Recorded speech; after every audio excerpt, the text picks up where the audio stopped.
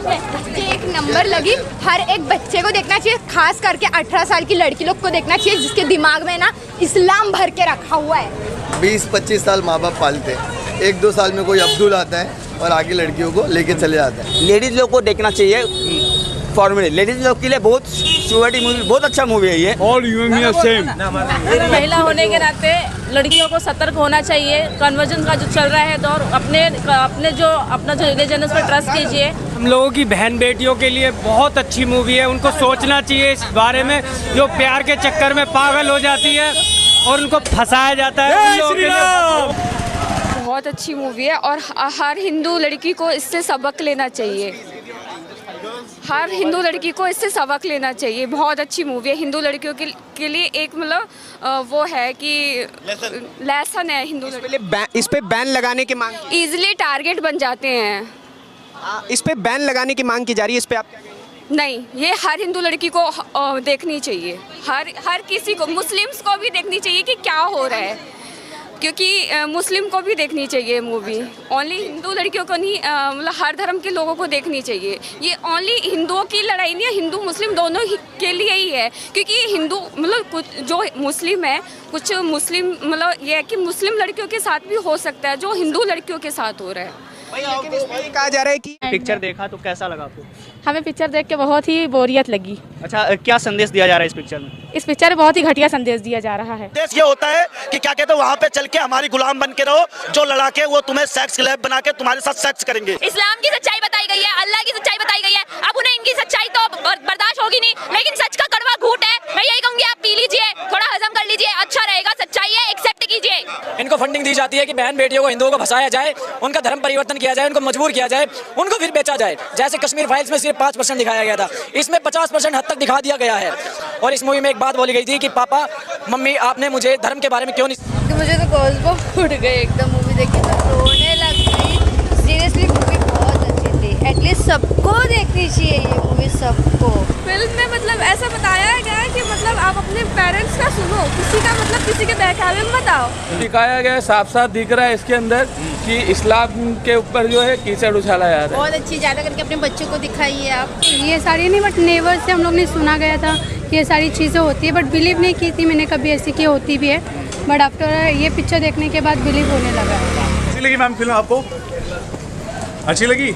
ये सारे फैक्ट्स इसलिए रखे हैं ताकि आप ये जान सकें कि अगर केरला स्टोरी लव जिहाद झूठे प्यार के नाम पर कन्वर्जन की बात करती है तो ये कोई हवाई बात नहीं है। अगर केरल कम्युनिस्ट पार्टी के सीएम कहते हैं कि केरल 20 सालों में इस्लामिक स्टेट बन सकता है तो आप इसे कैसे इग्नोर कर सकते हैं? क्या कह के मतलब कि कहा जा रहा है कि इसमें अल्लाह अकबर कह के अल्लाह का नाम लेके लड़कियों को बहला फुसला के उनके साथ में बलात्कार किया जा रहा था। बिल्कुल, इसमें इस्लाम की सच्चाई बताई गई है, अल्लाह की सच्चाई बताई गई है। ऐसा कौन सा भगवान है, ऐसा कौन सा अल्लाह है जो आपको यह आदेश देता है कि जाके लड़कियों की रूह तक को छीन दो? हमारे श्री राम थे जो अपनी पत्नी की इज्जत बचाने के लिए लंका तक चले गए थे, अपनी सीता को वापस लाने के लिए, और आपके अल्लाह लड़कियों की इज्जत को ऐसे बेचने के लिए कहते हैं। शर्म आती है मुझे इस्लाम धर्म के ऊपर। अच्छा, तो क्या लग रहा है ये मूवी देखने के बाद, क्या लग रहा है कि जब मूवी रिलीज होगी 5 तारीख को, क्या लग रहा है कि एक समुदाय के लोग क्या इसमें आने वाले हैं इसका विरोध करने के लिए? बिल्कुल आएंगे, क्योंकि सच्चाई तो किसी को हजम होती नहीं है। इस्लाम की सच्चाई बताई गई है, अल्लाह की सच्चाई बताई गई है। अब उन्हें इनकी सच्चाई तो बर्दाश्त होगी नहीं, लेकिन सच का कड़वा घूंट है। मैं यही कहूँगी, आप पी लीजिए, थोड़ा हजम कर लीजिए, अच्छा रहेगा। सच्चाई है, एक्सेप्ट कीजिए। शाबाश बेटा, बहुत बढ़िया। ये बड़ी अच्छी बात कही आप। अगर केरल की एसटीएफ लव जिहाद जैसे हजारों मामलों की बात करती है तो आप उसे कैसे नजरअंदाज कर सकते हैं? अगर केरल बिशप, वहां की सबसे बड़ी चर्च, ईसाई धर्म के मुखपत्र अगर लव जिहाद और कन्वर्जन पर डर जताते हैं तो आप इसे खारिज कैसे कर सकते हैं? आप इसे हवाई कैसे बता सकते हैं? और बड़ी बात यह है कि केरल के सीएम से लेकर वहां की चर्च तक ये ऐसे लोग हैं जिन्हें चाहकर भी आप बीजेपी या संघ का नहीं बता सकते हैं। और हकीकत तो यह है कि केरल आज भी ऐसा स्टेट है जहां घुसना बीजेपी के लिए सबसे मुश्किल है। इसलिए फिल्म अगर हिंदू या क्रिश्चियन लड़कियों को लव जिहाद के नाम पर फंसाने की बात करती है तो उसे किसी की साजिश बताकर खारिज मत करिए। उस सच को जानिए, उस हकीकत को समझिए, खुद को उसके लिए तैयार कीजिए। अब अगर कोई ये कहता है कि ये फिल्म तो भड़काती है या किसी एक धर्म को गलत तरीके से दिखाती है तो उस पर तो भैया मैं बस इतना ही कहूंगा कि बतौर आर्टिस्ट आपकी पहली और आखिरी रिस्पॉन्सिबिलिटी सच दिखाने को लेकर होती है। अगर उस सच को देखकर कोई हर्ट हो रहा है तो उसमें सच दिखाने वाले की कोई गलती है क्या? आप बताइए। सच दिखाने वाला ये सोचकर सच को थोड़ा हल्का करके तो नहीं दिखाएगा ना कि गोरखपुर में बैठा किसी आदमी को वो सच देखकर बुरा ना लग जाए। उससे भी बड़ी बात, आपको तो ये सच देखकर अगर बुरा लग रहा है तो एक बार जरा सोचिए उन लोगों के बारे में जिनके साथ ये सब बुरा हुआ है। अगर आपको किसी के साथ बुरा होने की परवाह नहीं है लेकिन अपने बुरा लगने की परवाह ज्यादा है तो आप किस तरह के इंसान हो आप खुद ही सोचिए। I am sorry, Babu. Film के सीन में लव जिहाद में धोखा खाई लड़की अपने फादर से ये पूछती है कि पापा आपने हमें कभी हमारे कल्चर के बारे में नहीं बताया। मुझे लगता है ये सवाल इस पूरी फिल्म का सार है, इस पूरी फिल्म की सीख है। आज आप अपने बच्चों को खुश करने के लिए आप बताइए एक से एक महंगी स्कूलों में उन्हें डालते हैं, दुनिया की हर खुशी देते हैं, पैसा देते हैं ताकि वो खुश रहें, मगर क्या कभी ये सोचा है कि आपने कभी उन्हें बिठाकर अपने पास ये बताया कि बच्चों तुम क्या हो, जिस धर्म में तुम पैदा हुए हो वो धर्म क्या है, उसकी ताकत क्या है, क्यों उसे दुनिया का सबसे पुराना धर्म कहा जाता है। मैं ये नहीं कहता कि कुछ रिलीजन की तरह आप सिर्फ ये दिखाओ कि नहीं हमारा ही धर्म सबसे महान है, मगर आपका धर्म क्या है, उसकी क्या खासियत है, उसकी क्या हिस्ट्री है, हिंदू होकर जो आप मानते हैं वो क्या मानते हैं, वो सब उन्हें बताना चाहिए, नहीं बताना चाहिए। अगर आप बिना आध्यात्मिक तैयारी के, धार्मिक शिक्षा के बच्चों को बड़ा करेंगे तो वही होगा जो इस फिल्म में इन 3 लड़कियों के साथ हुआ। फिर कोई भी धोखेबाज आपसे आपके धर्म के बारे में सवाल करेगा, ये बताने की कोशिश करेगा कि आपका धर्म तो कमजोर है और आप उसे काउंटर नहीं कर पाओगे। मैं फिर ये कहता हूं कि आपको अपने लॉजिक से, अपने तर्कों से किसी और के धर्म को नीचा नहीं बताना है, लेकिन अपने धर्म की इतनी समझ तो पैदा करनी चाहिए ना, ताकि कोई आपके धर्म को नीचा ना बता पाए। और एक बार आपकी और आपके बच्चों की वो तैयारी होगी तो कोई भी उन्हें प्यार के नाम पर, अपनी रिलीजियस सुपीरियरिटी के नाम पर मूर्ख नहीं बना पाएगा।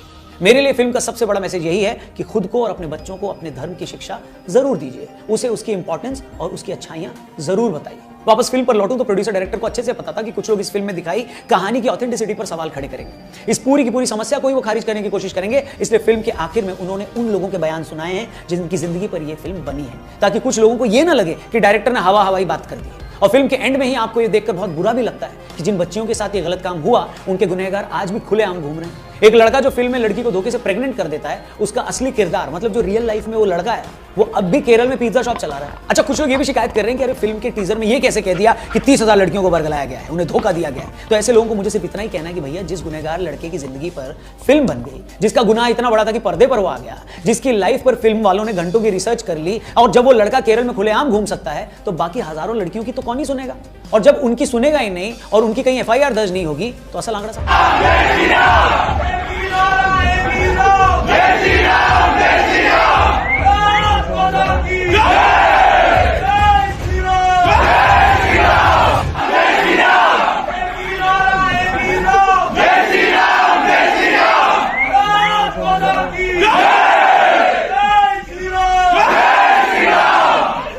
हिंदुस्तान में रहना होगा।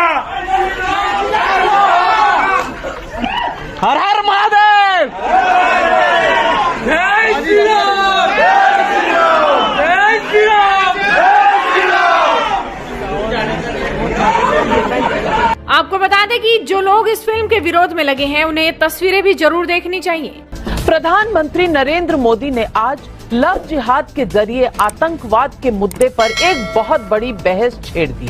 द केरल स्टोरी, कई 100 लड़कियों का डॉक्यूमेंटेड इंटरव्यू है उनके पास, कई 100 का। तो आपने 3,000 और ये कह दिया, चलिए हो सकता 32,000 हटाना जानते क्यों जरूरी हो।